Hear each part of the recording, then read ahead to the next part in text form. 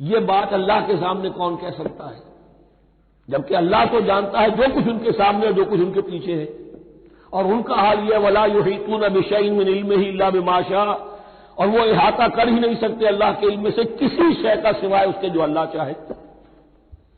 باقی ہر ایک کے پاس علم جو ہے اللہ کا عطائی علم ہے، دیا ہوا علم ہے، محدود علم ہے، بڑے سے بڑا رسول ہو، بڑے سے بڑا ولی ہو، بڑے سے بڑا فرشتہ ہو۔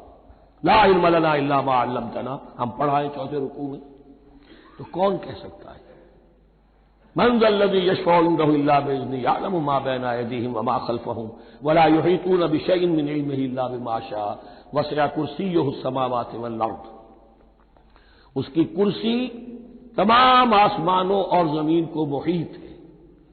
اب کرسی کے دو مفہوم یہاں ہو سکتے ہیں، ایک تو یہ کہ اس سے جو معنی مراد ہے یعنی اس کا اقتدار، اس کی قدرت، اس کا جبر، اس کا اختیار، یہ اتھارٹی پوری کائنات کو۔ ایک یہ بھی ہو سکتا ہے کہ اللہ تعالیٰ کے لیے ہم نہیں جان سکتے، یہ آیات متشابہات میں سے ہے کہ کوئی شے بھی ہو واقعتاً جس کو ہم اسے کرسی کہہ سکیں۔ عرش، کرسی، ان سب کے بارے میں یہ دونوں باتیں ذہن میں رکھیے۔ یہ بھی ہو سکتا ہے کہ ان کی کوئی مجسم حقیقت ہو جو ہمارے ذہن سے، ہمارے تخیل سے ماورا ہے، اور یہ بھی ہو سکتا ہے اس سے استعارہ مراد ہو۔ اس کا اقتدار و اختیار آسمانوں اور زمین پر چھایا ہوا ہے۔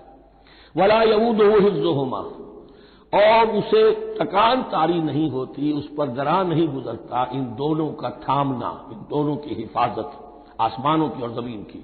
وہو العلی العظیم، اور وہ العلی ہے، بلند و بالا، اور عظیم ہے، بڑی عظمت والا۔ یہ آیت الکرسی سیدۃ آیات القرآن، تمام آیات قرآنی کی سردار، اور توحید الہی کا ایک بہت بڑا خزانہ۔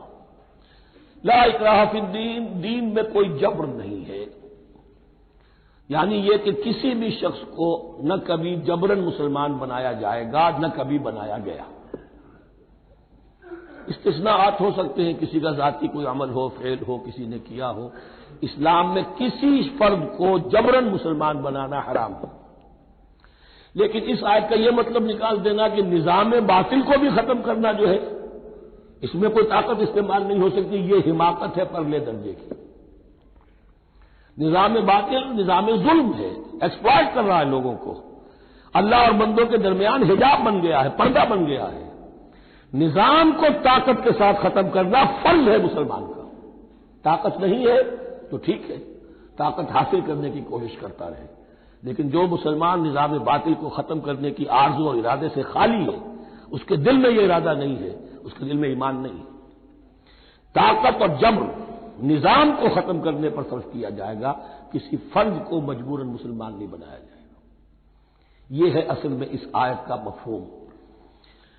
لا اکراہ فی الدین قد تبین الرشد من الغی، رشد، ہدایت واضح ہو چکی ہے کجی سے، جتنی کجیاں ہیں، جتنے غلط راستے ہیں، جتنی شیطانی پگڈنڈیاں ہیں، ان سے جو صراط المستقیم ہے اس کو بالکل مبرہن کر دیا گیا ہے۔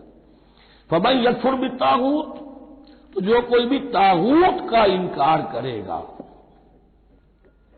دیکھیے اللہ پر ایمان لانے سے پہلے طاغوت کا انکار ضروری ہے۔